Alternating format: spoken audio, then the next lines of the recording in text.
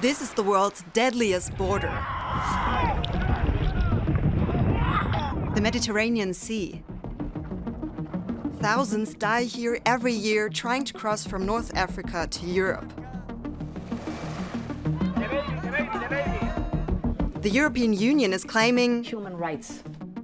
That people are drowning on its doorstep. We call this politics of letting die. The EU is struggling to deal with migration, with severe consequences. We will show you where Europe is creating walls, how the continent is losing its values on the way, and who is profiting.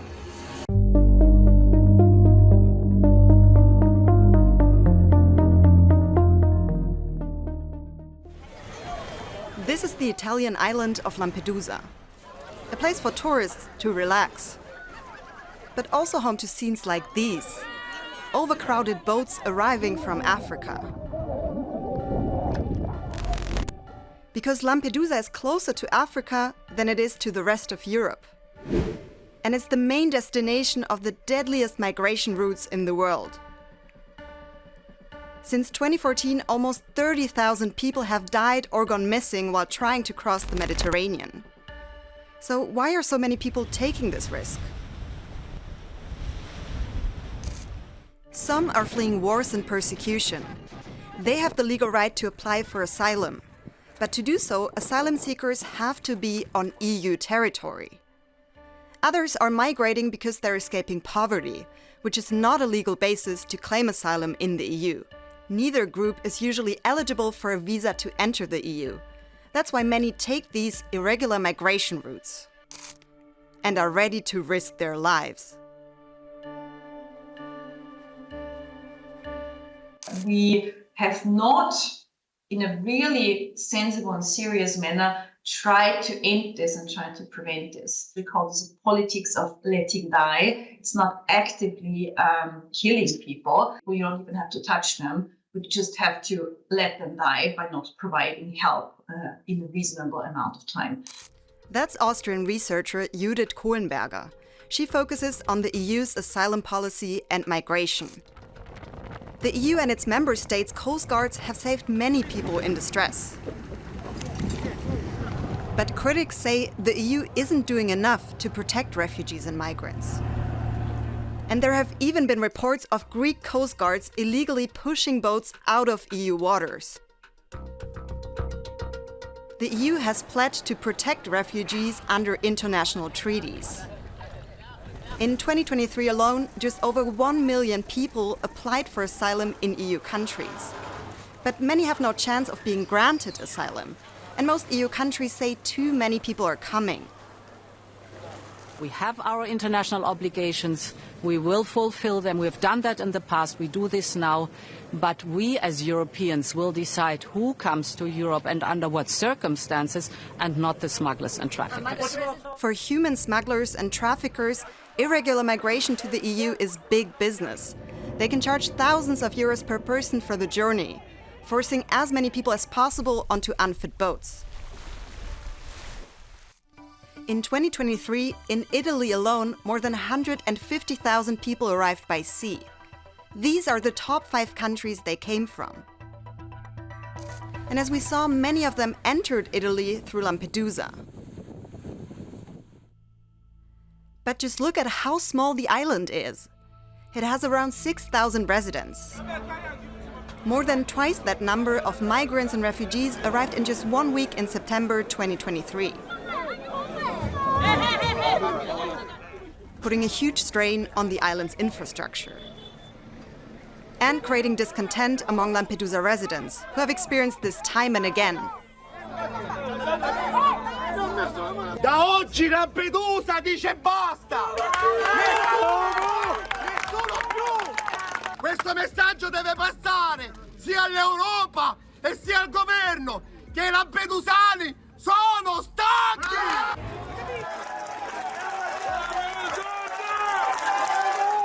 This is Giorgia Meloni, Italy's far-right leader who was largely elected because of her anti-migration stance. The chaos in Lampedusa is the perfect background for her message.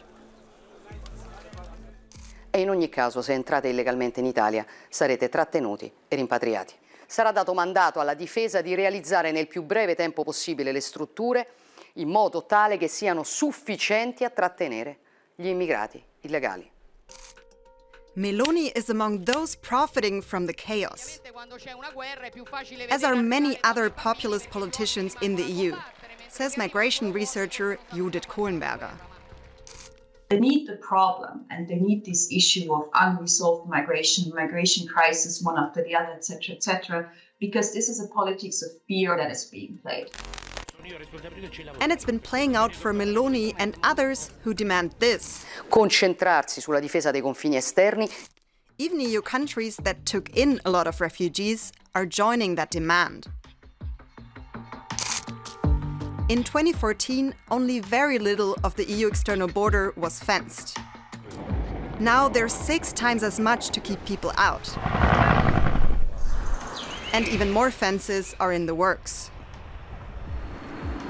Most experts say border reinforcements are not a surefire method to prevent irregular migration. Fortified borders do not prevent people from making their way to Europe in the first place, because they do not touch upon the reasons for migration. And so what happens in reality is that migration pathways are being redirected, very often to even more dangerous routes. We've seen that here in the Balkans. Many who fled the war in Syria used these routes from Turkey to enter the EU. But in 2015, Hungary tried to prevent people passing through its territory.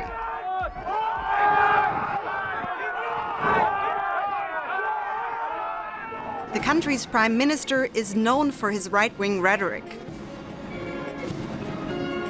Nem néhány százan, nem néhány ezren, hanem több százezer, sőt millió bevándorló ostromolja Magyarország és Európa határait.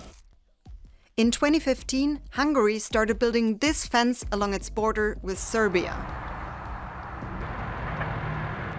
But people found other ways to migrate to the EU. It also means that smugglers can raise their prices because they can use this as an argument because borders are so difficult to cross. This brings us back to Lampedusa, one of the main destinations for migrants and refugees right now. A fence obviously cannot work in the open water, so the EU is going for another strategy. La questione è come si fermano le partenze illegali. Most of the boats that arrive here in Lampedusa depart from Tunisia, about 200 kilometers away. In summer 2023, Giorgia Meloni joined European Commission President Ursula von der Leyen on a trip to Tunisia. We are here as Team Europe. And Team Europe wants Tunisia to stop migrants from leaving its shores. In return, Tunisia was offered a lot of money, a package of up to 1 billion euros in investments, including around 100 million for border security. We both have a vast interest in breaking the cynical business model of smugglers and traffickers. It is horrible to see how they deliberately risk human lives for profit. So we will work together on an anti-smuggling operational partnership, and we will support Tunisia with border management. The objective is to have a holistic approach to migration policy rooted in the respect for human rights. But it's human rights that make this deal highly controversial. Look at who the EU is making the deal with. President Kais Saied, who not only cracked down on Tunisia's opposition, but on migrants too. عموما مذكرة التفاهم تركت معناها وضع كارثي على وضعية المهاجرين في تونس. This is Ramadan Ben Omar. He works for Tunisia's leading rights group that monitors the situation of migrants and refugees. He says that with the help of the EU, Tunisia ramped up its naval control. It helped them stop 80,000 migrants and refugees on their way to Europe. فإن السلطات التونسية سابقا كانت تطلق سراحهم، لكن منذ شهر أوت تقوم السلطات التونسية بطرد كل المهاجرين الذين يتم اعتراضهم في البحر نحو الحدود الليبية أو الحدود الجزائرية، وهو شكل من أشكال العقاب لكل من يجرؤ على المغادرة عبر البحر. Hundreds of other people waiting to depart were allegedly driven outside the town of Sfax and are still living there in miserable conditions. الاتحاد الأوروبي شجع السلطات التونسية على اتخاذ مثل هذه الممارسات القمعية. And the EU partnered up with other autocratic leaders to essentially keep migrants and refugees from coming. And apart from billions of euros, these leaders also received something else: leverage. Europe becomes liable to blackmail from these third countries because it clearly shows to the world there is nothing that Europe is more afraid of than the arrival of refugees. Take Turkey and the EU's most prominent migration deal. Since 2016, the country has received up to 9 billion euros for essentially preventing migrants and refugees from entering the EU. But look what happened in 2020. Turkey reopened its border with Greece and let migrants and refugees move towards the EU. Greek border police used force to control the crowds. 2 deaths and thousands of injuries were reported. Turkish President Recep Tayyip Erdogan had essentially used human beings as leverage, trying to pressure the EU for even more money. With the new migration pact, the EU is now planning to even further outsource enforcement. For example, with centers at EU external borders where asylum seekers can be held. Critics say the pact is a betrayal of EU values. And as we've seen, the bloc has already been willing to compromise its values. While populists, human traffickers, and autocrats are profiting. And experts agree, none of the measures will stop people from trying to get to Europe, even at the cost of their own lives.